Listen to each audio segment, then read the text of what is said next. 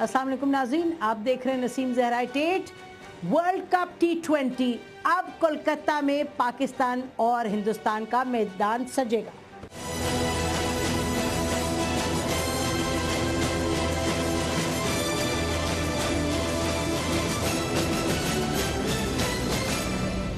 फिर नाज़रीन बात होगी MQM की, नॉकआउट का मंसूबा जारी सारी।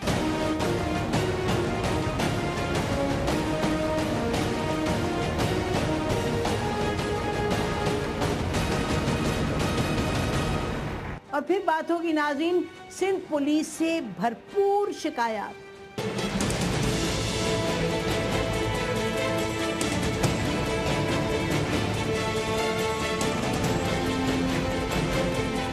तो नाज़रीन हमारे साथ मौजूद हैं chairman executive committee PCB Najam Sethi साहब। अच्छा ये बताइएगा कि 2-3 दिन तो पूरे मुल्क को एक आप लोगों ने शशो पंज में डाला और आज आप जरा कुछ साउंडिंग रिलीव्ड हुआ क्या, डिसाइड क्या हुआ है, किस बेसिस पे डिसाइड हुआ? देखिए बेसिस तो बड़ा क्लियर था। पहले दिन से हमने एक सिक्योरिटी टीम भेजी थी comprising the director of the FIA and the chief security officer of PCB और एक साहब दिल्ली से हमने जबकि हाई कमिश्नर को इंक्लूड किया था। ये टीम गई थी धर्मशाला, वहां जाके उन्होंने सिक्योरिटी का जायजा लिया और उन्होंने एक report the chief ministry of interior को। उस रिपोर्ट में उन्होंने 2-3 चीजें लिखी थी। उन्होंने एक ये लिखा था कि धर्मशाला में सिचुएशन ठीक नहीं है, वहाँ प्रॉब्लम्स हो सकते हैं, नंबर 1। नंबर 2 उन्होंने कहा था कि गवर्नमेंट ऑफ इंडिया से कोई एश्योरेंस लेनी जरूरी है बिकॉज बाकी वेन्यूज में भी प्रॉब्लम्स हो सकते हैं, वहाँ हम गए नहीं मगर एक एश्योरेंस की जरूरत है। और तीसरा उन्होंने कहा था कि वेन्यू को चेंज किया जाए।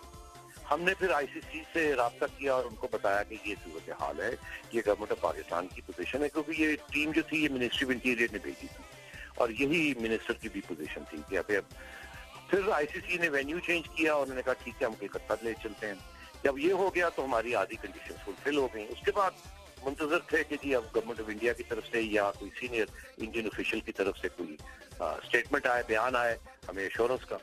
फिर कल रात को इसी के ऊपर हम अटके हुए थे, इसीलिए कोई क्लैरिटी नहीं। क्लैरिटी तो थी, वी हैड अ पोजीशन, हमने बड़ी क्लियर बात की थी और मिनिस्टर साहब ने भी बड़ी क्लियर बात की। तो फिर कल रात को फिर ICC से राब्ता किया, उन्होंने फिर आगे राब्ते किए। फिर कल चीफ मिनिस्टर बलोचिस्तान की तरफ, चीफ मिनिस्टर बंगाल की तरफ से फिर एक बयान आया जिसमें उन्होंने कहा कि वो पाकिस्तान की टीम की प्रोटेक्शन करेंगे। फिर पुलिस कमिश्नर की तरफ से खत गया to the Calcutta cricket association जो कि उन्होंने भेजा आगे BCCI को, BCCI ने ICC को दिया, ICC ने हमें दिया। तो आज सुबह फिर हमने मिनिस्टर साहब को 2-3 चीजें भेजी थी।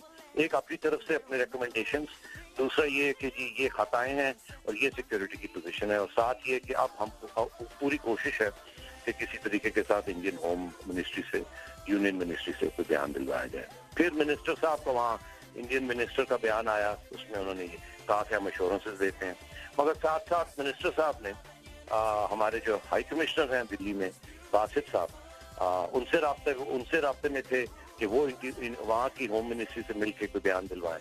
फिर वहाँ उनकी आज बासित साहब की मीटिंग हुई होम सेक्रेटरी के साथ, होम सेक्रेटरी ने उनको एश्योरेंसेस दिए। फिर ये सारी चीजें 8 महीने मिनिस्टर साहब के सामने रखी और मिनिस्टर साहब ने जायजा लेके और कहा ठीक है हमारी सारी कंडीशंस फुलफिल हो गई हैं और अब आप टीम को भेज सकते हैं। देख रहे थे आमिर सुहेल साहब वगैरह ये बड़ी तनकीद कर रहे थे, वो कह रहे थे आप लोगों की, कह रहे थे कि बड़ी ये इनकॉम्पिटेंस एक्सेट्रा। तो आपने क्लैरिफाई किया पॉइंट। ये बताइएगा कि नजम ये जो इस वक्त गारंटीज मिल रही है सिक्योरिटी की, वो लगता है कोलकाता स्पेसिफिक हैं, बट पाकिस्तान की टीम तो और जगह भी खेल रही है।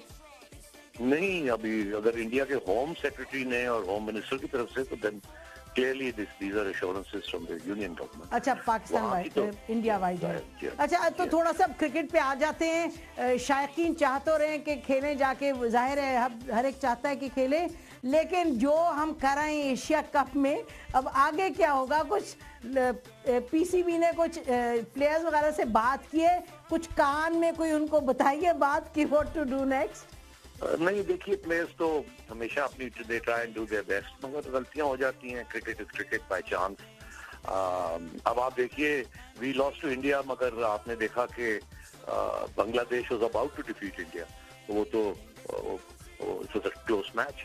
تو اس لیے یہ چیزیں کرکٹ میں ہوتی ہیں. یہ آپ بھول جاتے ہیں ہم نے ورلڈ کپ بھی جیتا ہوا ہے, تو یہ آپ اس وقت کچھ تھوڑی کارکردگی T20 کی کمزور ہے, مگر ڈزنٹ میٹر. دیکھیے پاکستان ایک ہی واحد ملک ہے, میجر جو ملک ہیں جو کہ T20 کی لیگ نہیں ہوتی بڑی ہمارے ہاں. اب PSL کے بعد ہماری بھی ٹریننگ T20 میں ہو جائے گی انشاءاللہ. 2-3 سال کے بعد دیکھیے گا آپ کی T20 team will go to the top of. تو آر یو ٹیلنگ اس کہ آپ کیا کہہ رہے ہیں کہ جو 19 کو میچ ہو رہا ہے اس کو ہم بھول جائیں اور 2 سال کے بعد انتظار کریں؟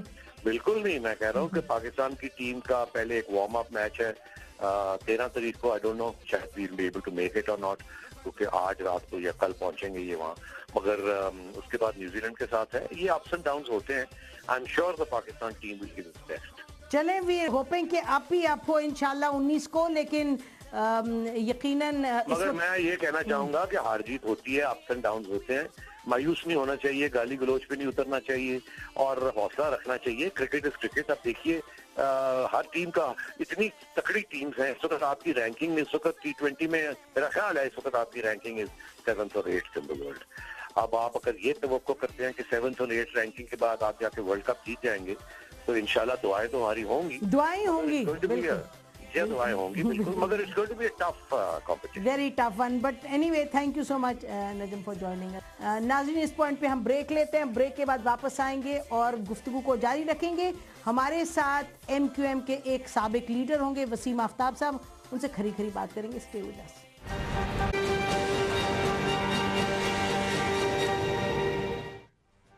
ویلکم بیک ناظرین. بات ہم کریں گے کہ MQM کا جو ناک آؤٹ پلان ہے وہ جاری و ساری ہے. ہم نے دیکھا کہ کل ایک اہم ممبر MQM کے جو رابطہ کمیٹی کے بھی ممبر رہ چکے ہیں, کراچی تنظیمی کمیٹی کے بھی ممبر رہ چکے, MQM کے جو سابقہ لیڈر ہیں ہمارے ساتھ موجود ہیں وسیم آفتاب صاحب. تو ان سے بات کرتے ہیں کہ حکمت عملی کیا ہے, ان کی سیاسی حکمت عملی کیا ہے, روحانی مذہبی حکمت عملی کیا ہے, کس طرح سے آگے بڑھیں گے. Welcome to the programme Waseem Aftab صاحب.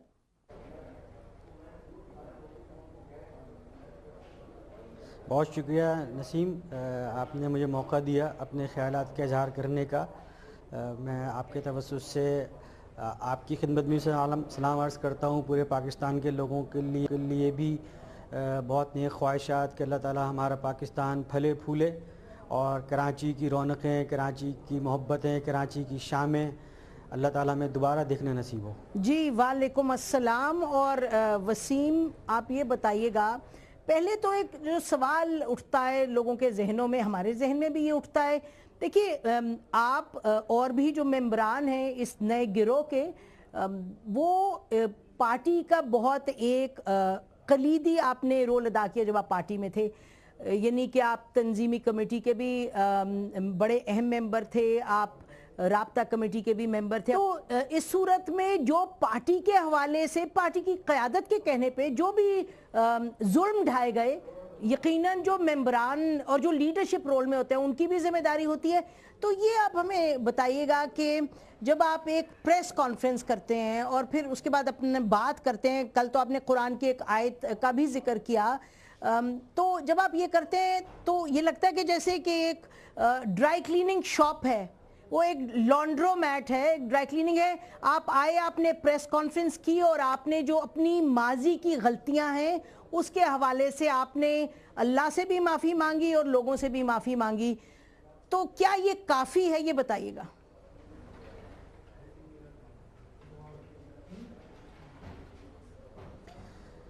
دیکھیے بالکل آپ نے صحیح کہا نسیم کہ جو بھی پاکستان کی مروجہ سیاسی تاریخ ہے کہ ہم نے یہاں پر کبھی کچھ صحیح ہوتے دیکھا نہیں ہے, لہٰذا ہم کسی بھی ایسی بات کو تسلیم کرنے کے لیے تیاری نہیں کہ کچھ صحیح ہو بھی سکتا ہے.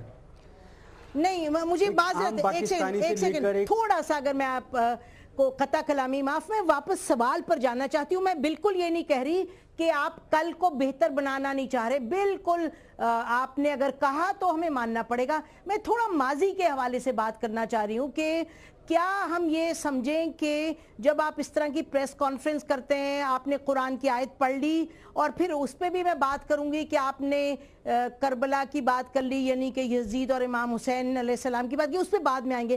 یہ مجھے بتائیے گا کہ جب آپ پریس کانفرنس کر کے اپنے ماضی کے حوالے سے جو ذمہ داری ہیں ان پر کہیں کہ جی ہمارے سے غلطی ہوئی, کیا یہ کافی ہے؟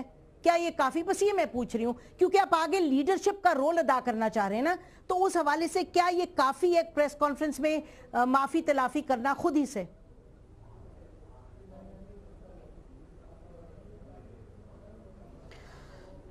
دیکھیے نظیم, ہر بات کے جواب میں اگر میں سمجھتا ہوں مناسب دلیلیں دی جائیں تو انسان کے پاس صرف دلیل ہی ہو سکتی, جس کے بعد کوئی یہ جو بھی ہماری بحث ہے, یہ جو بھی آرگیومنٹ ہے, یہ اس کا حل نکلے گا.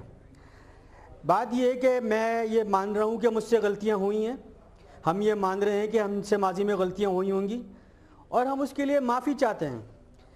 اب اگر کوئی ایسی بات ہے جس میں آپ سمجھتی ہیں کہ نہیں بھائی اس کے لیے کسی ڈیو پروسیس سے گزرنا ہے, تو ہم سب کہہ رہے ہیں کہ بالکل ہم حاضر ہیں, ہماری مدد چاہیے تو حاضر ہیں, ہمارا احتساب کرنا ہے تو حاضر ہیں, ہمیں کسی عدالت میں بلانا ہے تو حاضر ہیں. بہت اچھی بات کی, ہم کسی ویری امپورٹنٹ وسیم آفتاب صاحب, بڑی اچھی بات ہے, پاک دامن لے کر نہیں بہت اچھی بات کی آپ نے. یقیناً ناظرین یہ سن کر آپ کی بات ان کو تسلی ہوئی ہوگی, خوش ہوں گے. تو اب لیٹس سی چارجز پر چلتے ہیں. دیکھیں ایک تو خیر وزیر داخلہ صاحب, ان کا ہم کیا کہیں, انہوں نے 2-3 مرتبہ کہا ہے, کل تو انہوں نے یہ بھی فرما دیا کہ آپ لوگ اس کمیشن کے سامنے حاضر ہوں لے کے ایویڈنس جو کہ را کے حوالے سے, منی لانڈرنگ کے حوالے سے.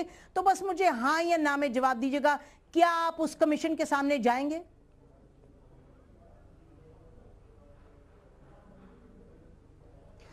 دیکھیے نسیم, جتنے بڑے ایشوز ہیں ان کے اوپر اگر آپ مجھ سے یہ کہیں گے صرف ہاں اور نہ کرتے ہوئے نکل جائیں تو یہ پھر میرے ساتھ بھی زیادتی ہوگی اور ان لوگوں کے ساتھ بھی زیادتی ہوگی جو سچ جاننا چاہتے ہیں. آپ ضرور جی, آپ نے ایم کیو ایم کے اوپر الزامات آج سے نہیں لگائے, ٹھیک ہے, میں تھوڑی سی, مجھے ذرا سی تھوڑی سی اجازت دیں.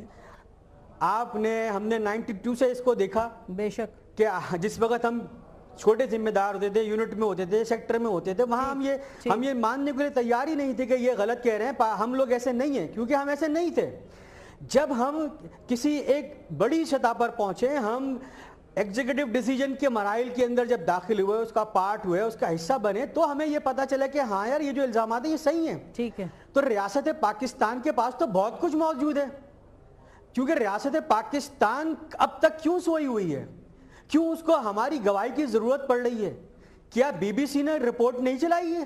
کیا بی بی سی نے وہ ڈاکومنٹ نہیں دکھائے ہیں؟ پھر کیوں خاموشی ہے؟ اس لیے کہ آپ صرف یہ خدارہ لوگوں کے ساتھ مت کھیلیے, اس ملک کے ساتھ مت کھیلیے. وسیم صاحب ذرا ایک منٹ, وسیم صاحب نہیں, وسیم صاحب ایک منٹ, ہم تو حاضر ہیں, ہم حاضر ہیں, تو پھر آپ جائیں گے. وسیم صاحب میں تو یہی کہہ رہی ہوں, دیکھیں نا کمیٹی بنا دی, وزیر داخلہ نے کہہ دیا. دیکھیں بات یہ ہے کہ آپ فرما رہے, آپ اہم عہدوں پہ تھے, 2013 تک آپ تھے, تو آپ نے اندر خانے دیکھا ہوگا. حکومت کی بات یہ ہے, ریاست کی بات یہ ہے, اور بدقسمتی سے جو لوگ توڑتے ہیں اپنے آپ کو, پارٹی سے نکلتے ہیں ایک موقع پہ, اس پر بھی مشکل یہ ہے کہ یہاں کوئی یقین نہیں کرتا. اس وجہ سے یہ کہ اگر آپ کے پاس ایویڈنس ہے, تو میں نے جب آپ سے یہ عرض کی تھی کہ بتائیے کہ آپ کمیٹی کے سامنے جائیں گے, تو میں اس لیے چاہ رہی تھی کیونکہ لوگ سننا چاہتے ہیں کہ آپ جائیں گے کمیٹی کے, پھر آپ کے پاس وقت ہے, بہت باتیں فرمائیے, لیکن آپ کمیٹی کے سامنے جائیں گے. میں کراچی تنظیمی کمیٹی کا انچارج رہا, پھر ایم کیو ایم کی رابطہ کمیٹی کا رکن بنا, پھر اس کی مذاکراتی کمیٹی کا رکن بنا, پھر اس کی کور کمیٹی کا ممبر بنا. تو ایک بات یہ کہ جو آپ کہہ نہیں نا جب جائیں گے, تو میں آپ سے صرف اتنا عرض کر رہا ہوں کہ دیکھیں ہمیں تو بہت کچھ پتہ ہے, لیکن ہم اس ماحول کو خراب کرنا نہیں چاہتے. ہم یہاں لوگوں کو جوڑنے کے لیے آئے ہیں, لیکن جو سچائی جن لوگوں کو پتہ ہے, جن افراد کو پتہ ہے, ہم تو ان سے بات کرنا چاہتے ہیں. اور جو حکومتی ادارے ہیں یا ریاست پاکستان ہے, اس کے پاس بہت ایویڈنس ہے. اگر ہم کسی ایجنڈے پہ کام کر رہے ہوتے, ہم کسی پلان کے اوپر کام کر رہے ہوتے, تو باخدا پھر ہمارے پاس بہت سارے ڈاکومنٹس ہوتے, پھر ہمارے پاس بہت ساری ویڈیوز ہوتی, پھر ہمارے پاس بہت سارے کلپس ہوتے, کیونکہ ہم ایماندار تھے اپنے کاز سے, اپنے مشن سے, اپنی قیادت سے. ہم تو کوئی چیز ٹیپ نہیں کر رہے تھے, ہم تو کوئی آڈیو نہیں ریکارڈ کر رہے تھے, ہم تو کوئی ویڈیو نہیں بنا رہے تھے, ہم وہ ڈاکومنٹ چھپا کے کہیں سے فوٹو کاپی تو نہیں کر رہے تھے. اگر ہم یہ سب کچھ کر رہے ہوتے, ہم کسی پارٹ کا پلان کا حصہ ہوتے تو یہاں وہاں پر بہت کچھ ہوتا, لیکن ہم تو اپنی گواہی لے کر آئے ہیں. گڈ پوائنٹ, بڑا اچھا پوائنٹ ہے. آپ کہہ رہے ہیں کہ جی ہم تو کوئی ڈبل گیم تو نہیں کھیل رہے تھے, ہم تو اپنی قیادت سے یعنی کہ لائل تھے, ہم اپنے پرپس سے لائل تھے. تو اگر یہ بات ہے اور درست بات ہے اور اس حد تک اس کو ہم سراہتے ہیں, لیکن یہ بتائیے کہ بحیثیت ایک پاکستانی کہ میں یہ کہوں کہ وسیم آفتاب صاحب, جب آپ لائل تھے اس پارٹی کے اور آپ بالغ تھے, آپ سمجھتے تھے, تو اس پارٹی نے قتل و غارت کروائے, 2009 سے 2013 تک ٹارگٹ کلنگ ہوئی, اس کا آپ حصہ تھے. تو یہ بتائیے گا کہ پھر اگر آپ آتے ہیں پریس کانفرنس کر کے اللہ سے معافی مانگتے ہیں تو اس کے سامنے تو کوئی کچھ کہنے کے قابل نہیں ہے, اللہ تو ہر ایک کو معاف کرتا ہے. لیکن یہ مجھے بتائیے کہ پھر ایک لیڈرشپ کا رول میں بحیثیت ایک پاکستانی کے کاہے کو آپ کو دوں, جب مجھے یہ پتا ہے کہ آپ نے ایک وقت میں ایک ہٹلر نما قیادت کے ساتھ آپ نے اپنا جو تھا جوڑا, اپنی پوری زندگی کو اپنے. تو یہ ذرا سمجھانے کی کوشش کریں. وہ بات اور ہے کہ یہ جو قیادت ہے ہٹلر نما, اس کو ووٹ ملتے ہیں تو اس لیے ہم بے بس ہو جاتے ہیں کہ جی ان کو ووٹ ملتے ہیں. مجھے یہ بتائیے کہ آپ کس طرح سے اپنے آپ کو قیادت کے لیے لوگوں کے سامنے پیش کرتے ہیں, اور یہ بڑا ایک جینوئن سوال ہے, میں پوائنٹ سکورنگ نہیں کرنا چاہ رہی.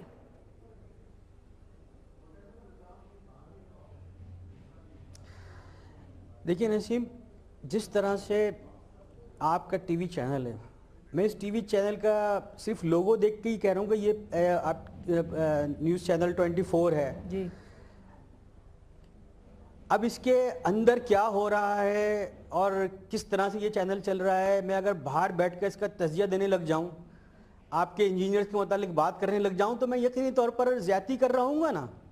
اسی طرح آپ باہر ایم کیو ایم کے بارے میں جو پرسیپشن ہے بالکل صحیح ہے, میں اس سے انکار نہیں کر رہا ہوں, لیکن یہ ایم کیو ایم چل کیسے رہی ہے یہ آپ کو نہیں پتا, عام لوگوں کو نہیں پتا.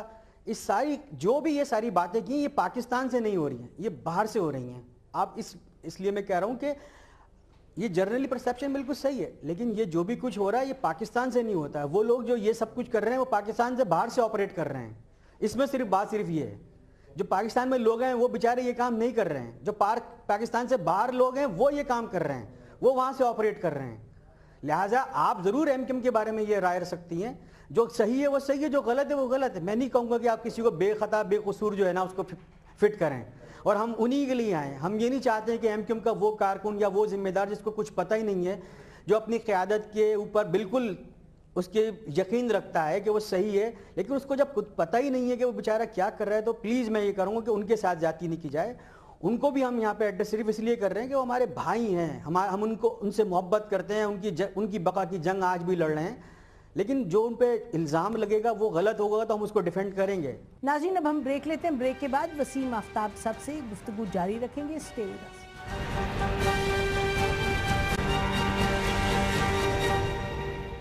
ویلکم بیک ناظرین, ہماری بات ہو رہی ہے سابقہ ایم کیو ایم کے لیڈر وسیم آفتاب صاحب سے. تو جو ایک عام ورکر ہے جو آپ کا یونٹ میں ہے یا زون میں ہے, وہ ورکر جو ہے, ورکر کی بات کر رہی ہوں, وہ ورکر اور وسیم آفتاب جو کہ کور کمیٹی کے ممبر رہ چکے ہیں, جو رابطہ کمیٹی کے ممبر رہ چکے ہیں, جو تنظیمی کمیٹی کے ممبر رہ چکے ہیں, کیا دونوں کا اتنا ہی ذمہ ہے, دونوں کی اتنی معصومیت ہے, دونوں یا کوئی فرق ہے؟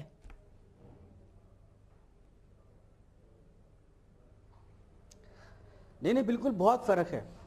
دیکھیں, ایم کیو ایم کے کارکن سے لے کے ایم کیو ایم کی رابطہ کمیٹی کے ممبران تک کو بہت ساری چیزیں پتہ ہی نہیں ہیں. وہ بالکل معصوم ہیں بیچارے. وہ ان محرومیوں کے خلاف, ان زیادتیوں کے خلاف کام کر رہے ہیں جو وہ فیل کر رہے ہیں, اور ہم بھی سمجھتے ہیں وہ صحیح ہے. لیکن یہ ساری باتیں جب انسان کسی بڑے فورم پر پہنچتا ہے تب اس کی نالج اس میں, وہ بھی کچھ سب نہیں, کچھ باتیں پھر اس کی نالج میں آتی رہتی ہیں. بالکل جیسے آپ کے کیمرہ مین میرے سامنے کھڑے ہوئے ہیں, یہ بیچارے یہ تو صرف آپ کا کیمرہ ہولڈ کر رہے ہیں نا. آپ اس پروگرام میں کس کو لینا ہے آج, ان کو کیا کوسچن کرنا ہے, یہ بیچارہ نہیں جانتا ہے. بالکل اسی طرح یہ بھی چیزیں ہیں, وہ بالکل معصوم ہیں.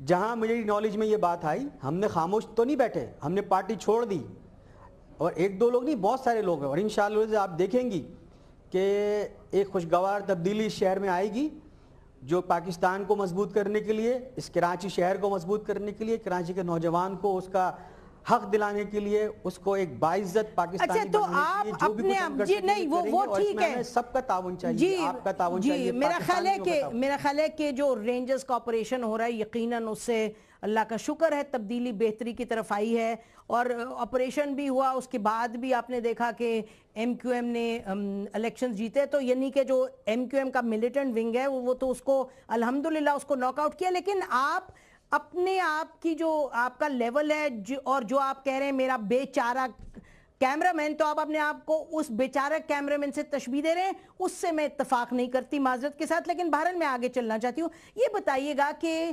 آپ کے حوالے سے آپ کے جو ماضی کے دوست ہیں وہ چائنا کٹنگ کا پر الزام لگا رہے ہیں, آپ کیا کہیں گے اس کو؟ آپ کو تو انہوں نے کہا کنگ آف چائنا کٹنگ, ماضی کے دوست ہیں, ماضی کے دوست اچھی بات تو نہیں کرتے وہ تو ہم سمجھتے ہیں, لیکن وہ بار بار یہ الزام لگا رہے ہیں.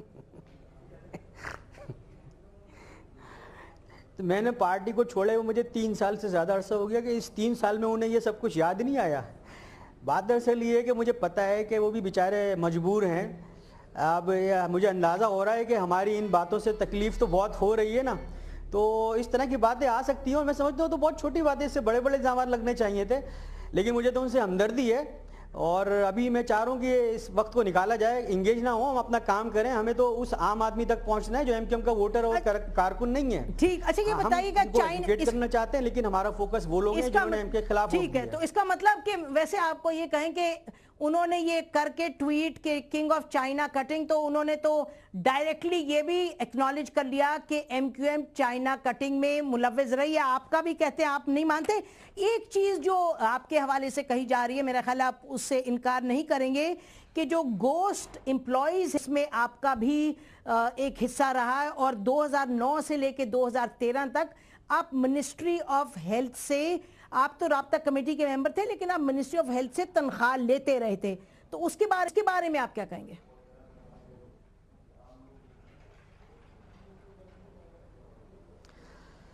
میں سمجھتا ہوں کہ اگر آپ اس پہ کوئی قانونی چارہ جوئی کرنا چاہیں تو بالکل کر لیجئے, یہ میرا جرم ہے اگر, تو میں حاضر ہوں. بٹ کیا اس وقت جو رابطہ کمیٹی کے ممبران ہیں موجودہ, ان میں سے کتنے لوگ ہیں جو گورنمنٹ جابز کرتے ہیں؟ کرتے ہوں گے نا جی. میں حاضر ہوں, بالکل, یہ میرا جرم ہے نا, تو میں حاضر ہوں, کر لیجئے بھائی. مجھے کم از کم میں وہ تو نہیں ہوں نا جو وہ کر رہے ہیں, جو یہ کہہ رہے ہیں, تو بھائی وہ خود بھی تو ہیں. جی یہ بالکل ٹھیک ہے, یہ تو میں آپ سے مانتی ہوں. میں تو چونکہ شاہ کا مصائب نہیں ہوں, ٹھیک میں نے تو شاہ کو چیلنج کیا ہے, لہٰذا تو میرے ساتھ بہت کچھ ہوگا. اچھا, تو آپ یہ کہہ رہے ہیں نا کہ پاٹ کالنگ دا کیٹل بلیک ہے, یعنی کہ سبھی اس حمام میں ننگے ہیں. بہرحال اب آگے چلتے ہیں. یہ بتائیے گا کہ آپ کو پریشانی نہیں ہو رہی وسیم آفتاب صاحب, لگتا, اور یہ ہم نے بہت سے لوگوں سے بات کی اور دیکھا بھی, اور نبیل گبول صاحب نے ہمارے پروگرام میں بھی کہا کہ یہ جو تمام پلان بنا اس کا وہ اس پر انحصار تھا ایک چیز پر, وہ یہ کہ آپ کے جو سابقہ لیڈر ہیں الطاف حسین صاحب, وہ خدا نہ خواستہ اللہ کو پیارے ہونے جا رہے ہیں, تو اس لیے یہ پلان تھا. اور آپ کو معلوم ہے کہ 3 روز پہلے تو یہ باقاعدہ کہا گیا, 2 روز پہلے کہ وہ وینٹیلیٹر پہ ہیں اور پھر چلے گئے, اور یہ سب باتیں ہوئیں. تو یہ کچھ عجب پلان نہیں ہے. ہم نے اپنے ذرائع سے پتہ کیا, جب سب نے کہا جی غلط ہے, ہم نے ذرائع سے پتہ کیا تو ہمیں پتہ چلا بارنارڈ ہوٹل جو وہ ہے ہاسپٹل, اور یہ آپ ٹویٹ بھی دیکھ رہے ہیں, ہم نے ٹویٹ بھی کی کہ بھائی وہ تو سٹیبل ہیں, اور یہ کہا جا رہا ہے کہ 22 جنوری کے بعد وہ ہسپتال بھی نہیں گئے, وہ ٹھیک ہیں, کرونکلی ال ہیں, لیکن ابھی تک تو قائم و دائمہ اللہ جانتا ہے, یہ تو اللہ کے کام ہیں. تو یہ آپ کو لگتا ہے یہ الطاف حسین صاحب حیات رہے تو یہ جو ابھی آپ لوگوں نے مہم چلائی ہے یہ جان پکڑے گی یا کیا؟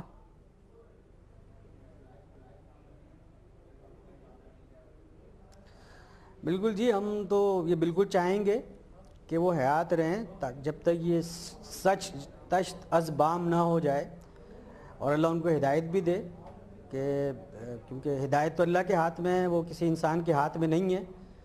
تو ہم ان کے لیے بالکل یہ چاہتے ہیں کہ یہ سچ جب تک تش تش بام نہ ہو جائے، جب تک حقائق سامنے نہ آ جائیں، وہ بالکل صحیح رہیں. اور اب جو ہر آدمی کی اپنی ایک رائے ہے، اس سے اتفاق اور اختلاف سب کچھ کیا جا سکتا ہے.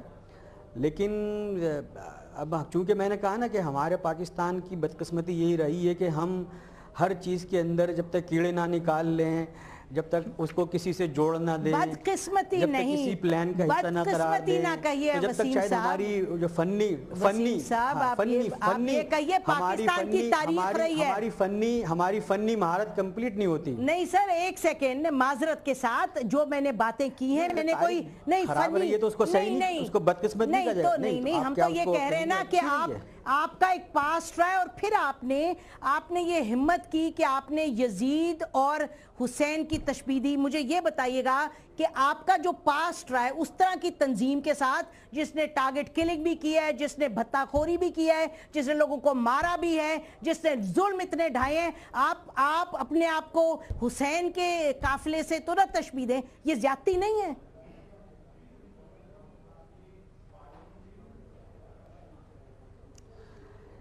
دیکھیں نسیم، میں نے کہا نا کہ آپ کی رائے بہت اچھی ہے، یہ میرے لیے قابل احترام ہے، لیکن آپ کی رائے سے اختلاف کرنے کا تھوڑا سا مجھے اگر حق ہو تو پھر صحیح ہے.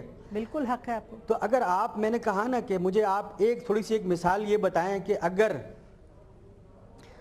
میں آپ سے یہ کہہ رہا ہوں کہ آپ کے گھر میں اگر چوری ہو جائے، آپ جس شخص کے پاس اپنی امانت رکھوائیں یہ سوچ کر کہ یہ امین ہے، امانت دار ہے، اور وہ آپ کی امانت میں خیانت کر لے، تو آپ کی ہمدردی کس کے ساتھ ہونی چاہیے؟ میں آپ سے سوال کرتا ہوں، آپ مجھے بتائیں کس کے ساتھ کریں گے؟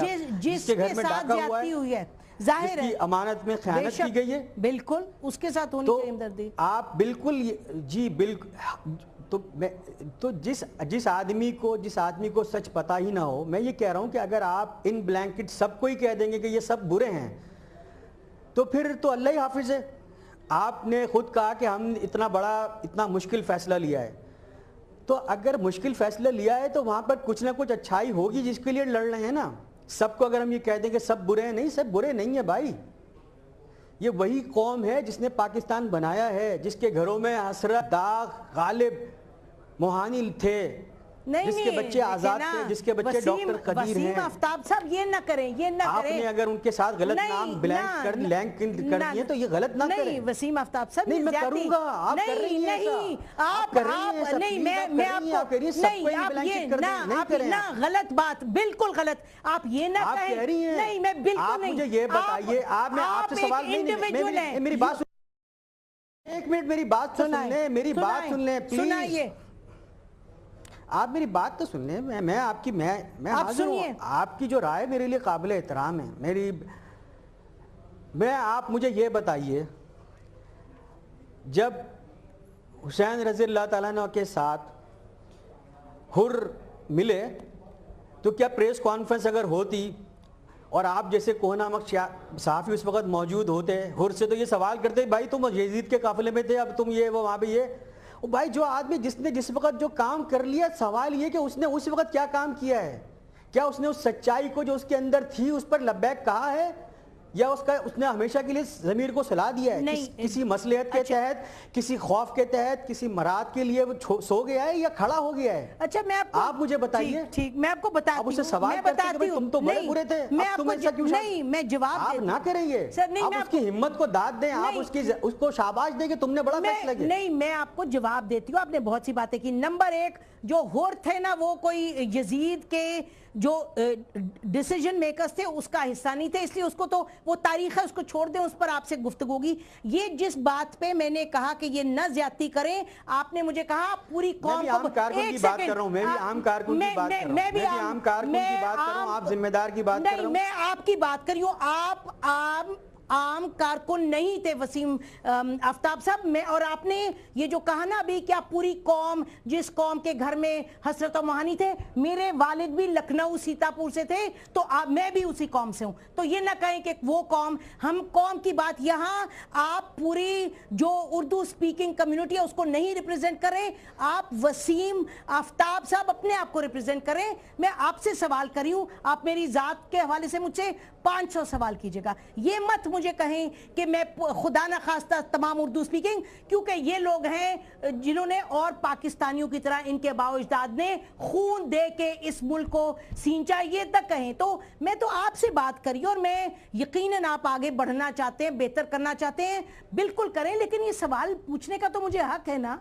मैंने कोई हवा से तो खींच के सवाल नहीं किया आपसे। आप कमेटी, आप एक की रोल में आपका था, तो मैंने तो सवाल किए आपसे। और आगे अल्लाह के सामने तो कोई कुछ नहीं कहने के काबिल, अल्लाह जो चाहे वो माफ करे, लेकिन आपसे मुल्क का कानून है, आईन है, उस हवाले से मैंने आपसे सवाल किए कि जी आपके साथ लोग हैं जिनका नाम GIT में है, आपके हवाले से कहा गया कि जी आप गोस्ट, आप एक एम्प्लॉई रहे। तो अगर मैं सवाल किया तो ये कौन सा गुनाह हो गया?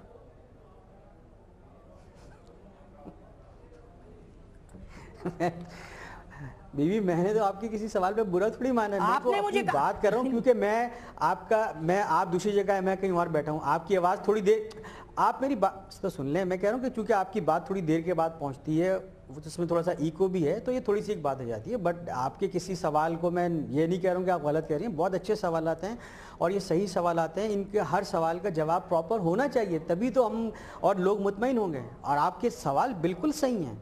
मैं सिर्फ ये कह रहा हूँ कि जैसे ही किसी बात का हम सारे लोगों की नॉलेज में आया, हमने उससे लाताल्लुकी इख्तियार की, हम अलहदा हो गए, हम छोड़ के चले गए। मुस्तफ़ा कमाल सेनेटर थे उस वक़्त, अनीस कायम खानी राब्ता कमेटी के मेंबर थे, सब छोड़ के गए हैं ना। अब अगर हम ये कहें कि हाँ नहीं बैठे रहे, तो ये तो फिर वो ठीक है। और ये भी नहीं कह रहे हैं हम कि भाई हम कोई अगर हमें बुलाएगा तो हम कहेंगे नहीं भाई हम तो गंगा नहाए हुए हैं तो हम आने के लिए थे। बिल्कुल भाई, हर जगह आप हमें बताएं कि हमारा क्या जुर्म है, हम हाजिर हैं। जी देखिए ना, ठीक है, मैंने तो फिर कहा आपसे कि ये तो मुल्क इस इंतज़ार में है कि सही सिमत पे निकले, और सही सिमत पे चाहे ऑपरेशन है वहाँ किया जा रहा है ताकि मिलिटेंट विंग नॉकआउट हो उस सिमत। और आप लोगों ने आके अपनी प्रेस कॉन्फ्रेंस की तो फारूक सत्तार साहब ने झाड़ू उठा लिया, वो भी अच्छी बात है।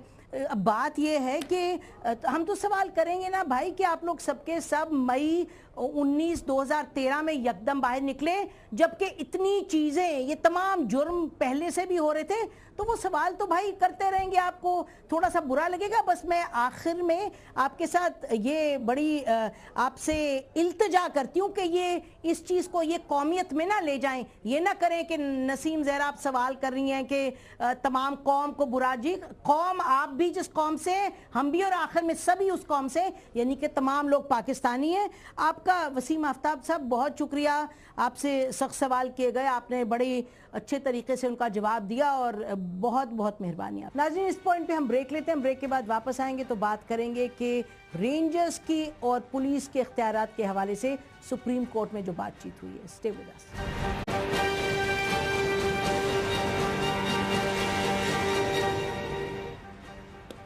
वेलकम बैक नाज़रीन। कराची में सुप्रीम कोर्ट का लार्जर बेंच बैठा है। कराची अमन अमान के हवाले से जो केस है उस पर हेयरिंग हो रही है, और हम सुन क्या रहे हैं, देख क्या रहे हैं कि भरपूर शिकायत सिंध की पुलिस के हवाले से। और शिकायत की लिस्ट तो देखिए कि, और उसमें जो सुप्रीम कोर्ट के जज हैं वो भी बड़ी सख्त तनकीद करें। और जो शिकायत हैं उसमें ये हैं, मुंदरजा झैल आप देख रहे होंगे स्क्रीन पे कि 1100 मुल्ज़िमान नाकिस तफ्तीश की वजह से रिहा कर दिए गए। ये रेंजर्स बता रहे हैं पुलिस को, सुप्रीम कोर्ट को। फिर ये कि पुलिस के 47 एहलकार अगवा बराए तवान में मुलव्वज़ हैं। फिर ये कि 408 टारगेट किलिंग केसेस में कोई पेशरफ्त नहीं हुआ। फिर ये कि ख़तरनाक मुल्ज़िमान की पैरोल पर रिहाई की गई है। फिर ये कि 12,000 गैर कानूनी भर्तियां पुलिस में की गईं, और ये कि 21 करोड़ रुपए की तफ्तीशी रकम में खुर्द बुर्द, और ये कि जिम्मेदार IG सिंध गुलाम हैदर जमाली और AIG जो मौजूद हैं फिदा हुसैन साहब, उनके हवाले से ख़ास तौर पे तनकीद की गई है।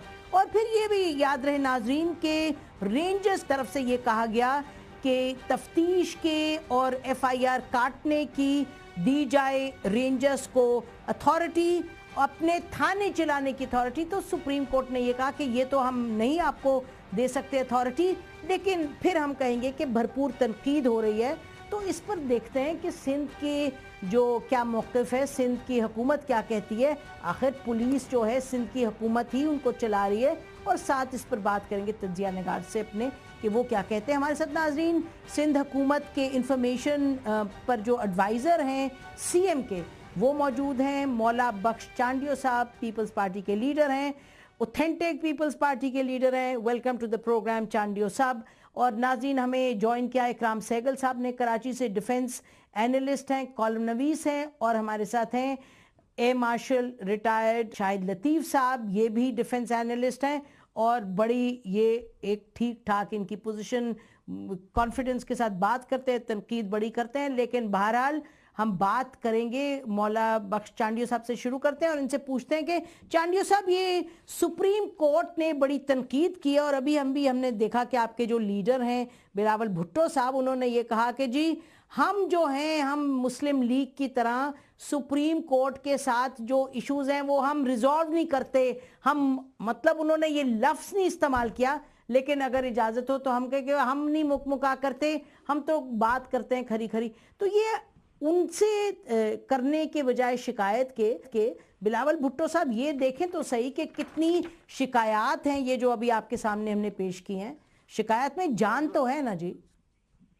آپ کی مہربانی ہے, میں زیادہ تو نہیں بات کر پاؤں گا کہ ابھی سپریم کورٹ میں ہے, اور کوئی جو ان کا حق ہے سپریم کورٹ کا جو ریمارکس دے, جو باتیں کرے.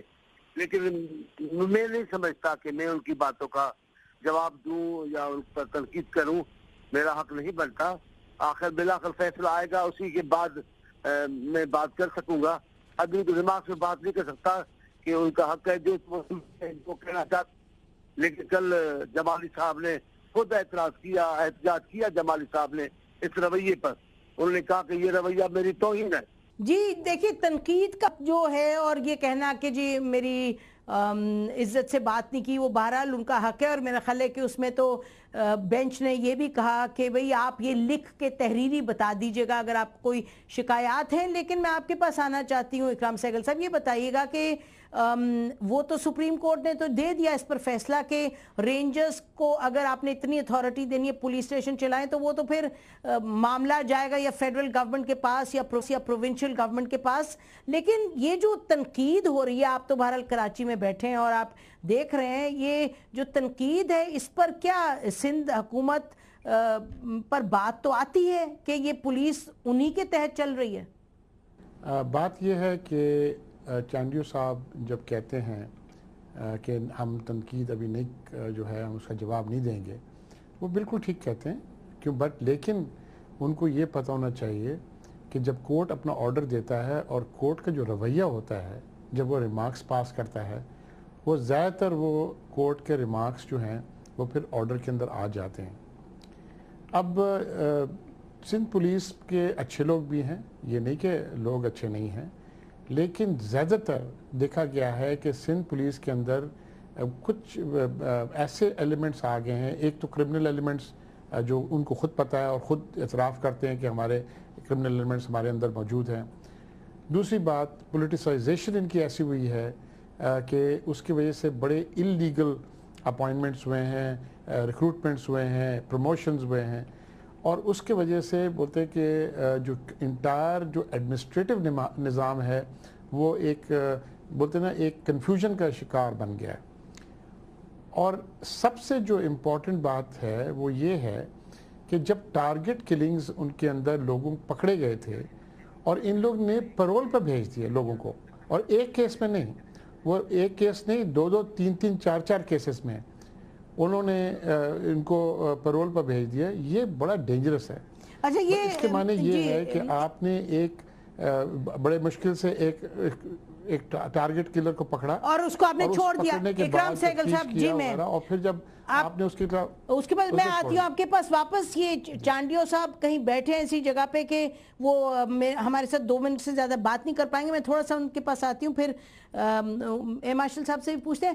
یہ چانڈیو صاحب یہ بتائیے گا کہ یہ جو سندھ کی پولیس کی کارکردگی ہے اس حوالے سے کچھ آپ اس پر غور و خوض کر رہے ہیں, یا پھر एक सियासी स्टेटमेंट्स ही देंगे। ये तो जो कोई सुप्रीम कोर्ट ने अपनी जेब से तो निकाल के नहीं बातें की, ये जो रिपोर्ट्स हैं ये तो रिपोर्ट्स बड़ी देर से सामने हैं, ये इस पूरी जो चार्जशीट है उसके हवाले से। ये जितनी भी पुलिस की भर्ती है, ये सारी की सारी पुलिस हमारे दौर में नहीं भर्ती हुई।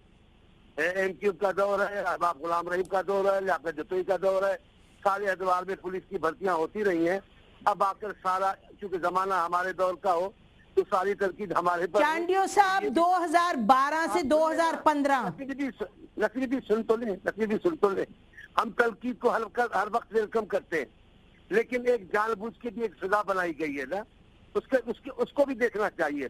सारी बुराइयां एक सूबे में निकालना, सारी बुराइयां एक सूबे के इदारों में निकालना, ये कोई अच्छी रवायत नहीं है। और हर जगह फरिश्ते भरे हुए हैं, मैं इनको कभी डिफेंड नहीं करता।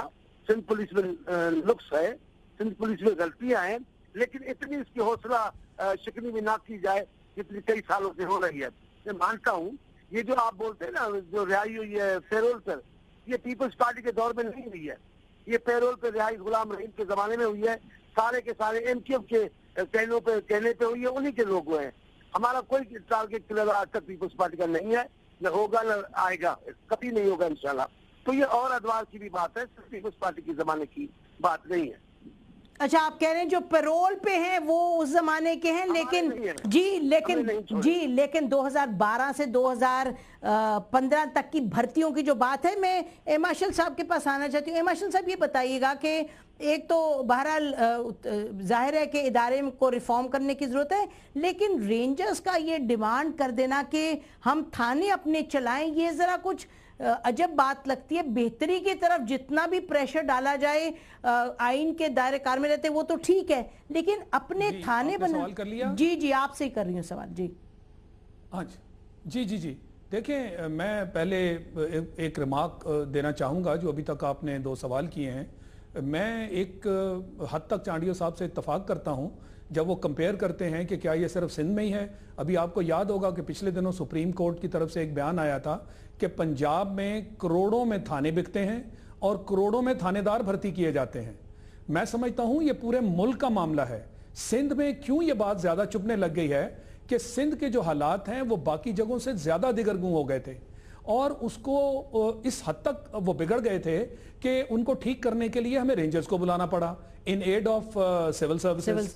तो जब इस हद तक हालात बिगड़ जाएं, उस वक्त हर चीज जो है वो आपके सामने एक बहुत बड़ा मसला बन के सामने आती है, और लिहाजा सबकी तवज्जो इस वक्त सिंध के ऊपर है, क्योंकि सिंध को और कराची को खासकर हमने वापस नॉर्मल हालात की तरफ लाना है। ये वजह है जिसके तहत ये रेंजर्स जो हैं वो अपना मुकदमा लेकर अब सुप्रीम कोर्ट पहुंच गए। यानी इस मामले को कम से कम 2 साल हो गए। उन्होंने जो सारे इदादो शुमार देखे तो उसके तहत जो बयानात वहां उन्होंने सुप्रीम कोर्ट में दिए, और उसको बाकायदा सुप्रीम कोर्ट ने माना कि ये एक चार्जशीट है चीफ सेक्रेटरी और जो आईजी सिंध हैं उनके बारे में।